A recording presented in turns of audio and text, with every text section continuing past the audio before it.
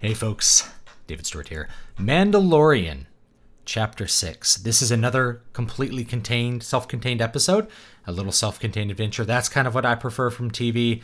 May not be what you prefer. You may be wanting the plot that was set up in the original 3 episodes to move somewhere. That's not what you get. Instead, what you get is another, shall we say, classic Western story. In this case, it's a jailbreak, but rather than breaking the criminal off of the train, which is going to go take him to prison or to be hanged. Instead, we're not blitzing the train with horses. We're attacking a prison cargo ship in space with another spaceship. So that's the basic idea there. And so we've probably seen this story before in different iterations, but we just kind of have it translated or transposed into this new space setting, and that's what you get. Now, I actually don't mind this, but I think the problems with this episode really come down to execution. And it does some things very well, and it does other things not so well. So I'd like to dig into those. Let's start actually with the thing that I think this episode does the best, which is to create intensely unlikable characters. So the criminals that we meet are instantly dislikable, and I really shouldn't include you in that. I found them instantly dislikable, but let's say the editorial we find them dislikable, and there's some really good execution things there, and then I think there are some unintentional things that are done that make them unlikable. But definitely, I really wanted all of these characters to die a horrible death almost as soon as I met them, and I didn't quite get my wish. A little bit of spoilers there, but you'll see if you watch it. But I wanted to talk about them. So the first guy we meet that we don't like is this old man. There's a little bit of expositional dialogue that shows you some of the backstory. I guess he's like a criminal handler or something and has a little bit of a history with the Mandalorian. Pressures the Mandalorian, manipulates him into doing this space heist. Maybe like, Ocean's 11 in space, which is what I kind of wanted Rogue One to be. Mandalorian doesn't really want to do this, and he objects to freeing a criminal, which is another sign that he's a good guy. I mentioned in those early versions of this series that they were going to make the Mandalorian a good guy, and they were setting it up for him to be an unambiguously good character, and this episode completely reinforces that he's an unambiguously good character, as we'll get into. But we don't like that the Mandalorian's getting pressured into doing this job. It doesn't feel good, so we don't like him. That's a great piece of execution there.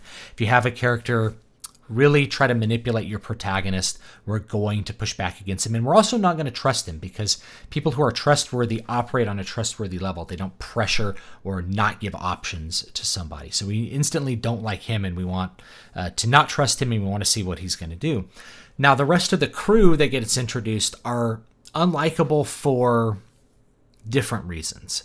I think some of these are unintentional. We have this Bill Burr character that is really just really kind of grates on you. He's like sandpaper, like personality sandpaper. He's annoying. He's full of himself. He shows all of these personality traits that we find unlikable, and that's also a good piece of execution. We also find him to be have a very fragile ego, because there's a fan fiction joke in there about stormtroopers not being able to fire. He's like, I'm not a stormtrooper, right?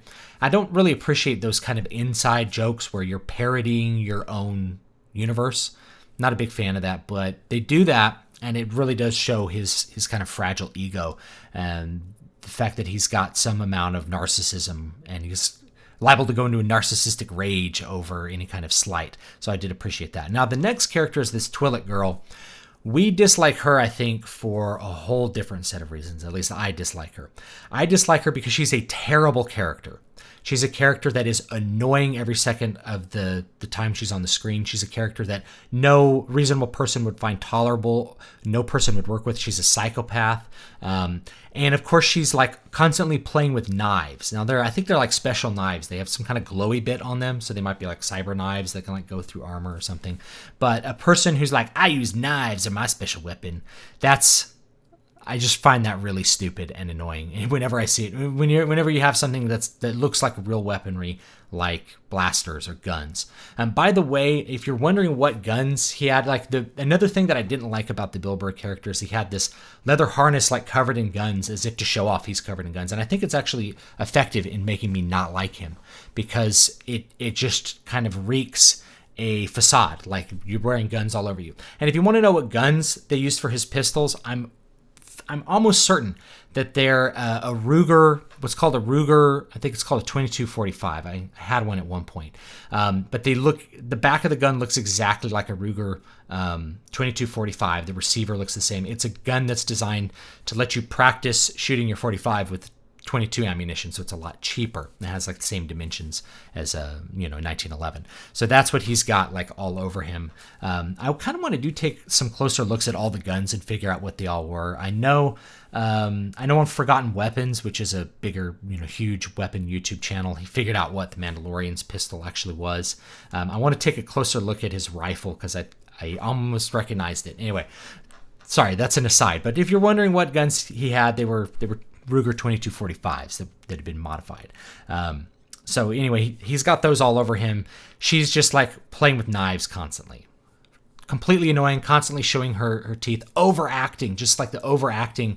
You dislike her because she's acted poorly and because she's executed poorly. It's like a Jar Jar Binks kind of reaction, except for a character who's supposed to be a badass. You don't respect her in any way. You'd want her to kill that character off and get her off the screen, get her gone forever because of how bad the execution of the character was. Kind of feel the same thing for this big red demon.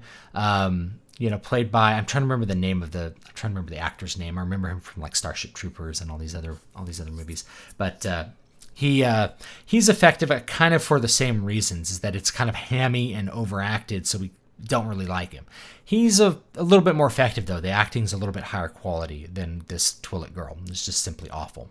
And finally, we do meet the guy that we're going to break out. He actually, I think, is acted fairly effectively as a psychopathic kind of Joker-like character. So the characters can be done well. And so the question I have to ask is, if you make me hate the character because it's executed poorly, does that make the effect of punishing that bad character any less effective? And I don't think it does. I think that they achieved the desired result maybe through means that wouldn't normally be considered the correct means. So that's what the episode does well. Now, as for what it doesn't do well, it doesn't seem to execute the actual heist part, the actual jailbreak part, in a way that seems correct to me. Everything seems like it's just done very slowly. They come in, they set it up like it's going to be this high-tension heist, and instead of it being high-tension because of the pacing being fast, instead we have it slow-paced again. And we're relying on the music to keep the tension up. The music is okay. It's a basic dissonant score. We have like high little dissonant string things that sound like something from George Crumb to kind of keep you on your edge. It's effectively done. The music does it more effectively. There is tension throughout.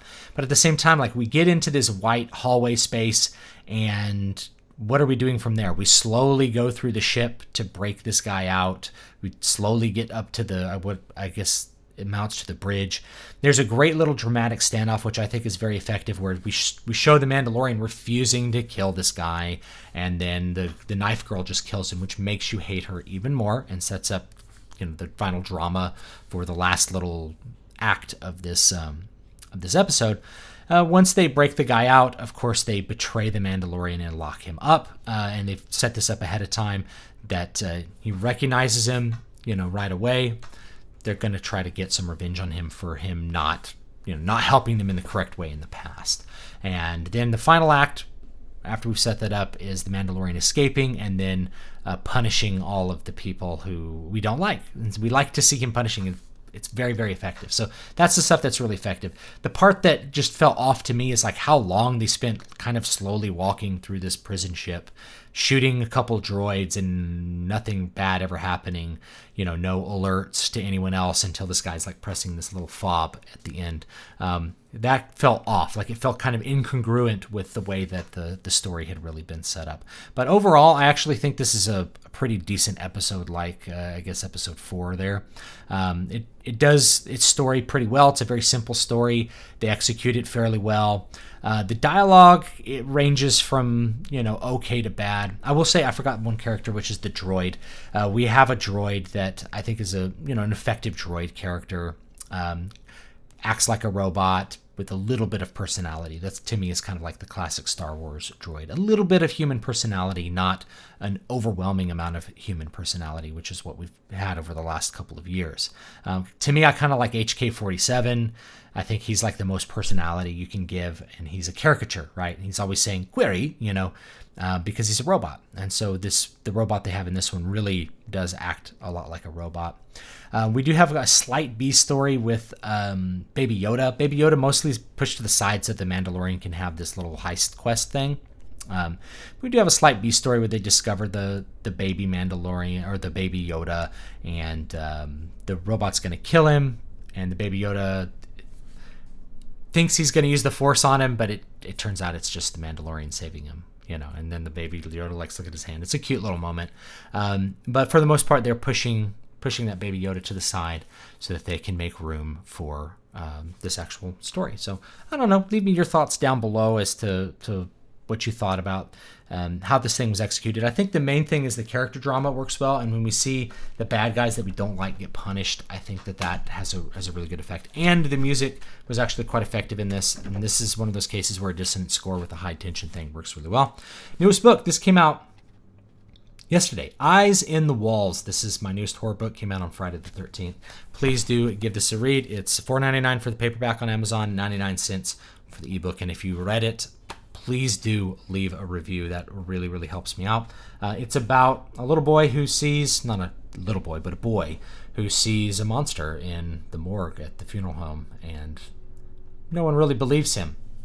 In fact, they think he's crazy, and they begin to medicate him, and things go from there. So check it out. Please do enjoy that one. Lots of people are enjoying this one, City of Silver. This is my newest fantasy book. This came out in November.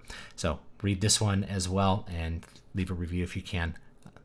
I call this one 310 to Yuma, but fantasy. So if you like Westerns, you may like this, because this does have a Western, kind of Western-inspired plot, but it does execute things very, very differently from probably what you're used to. It's also a very different kind of fantasy setting. There's guns and stuff in this one as well. And newest sci-fi horror, Voices of the Void. This came out over the summer. Hopefully you guys will like this one too. This one is very popular.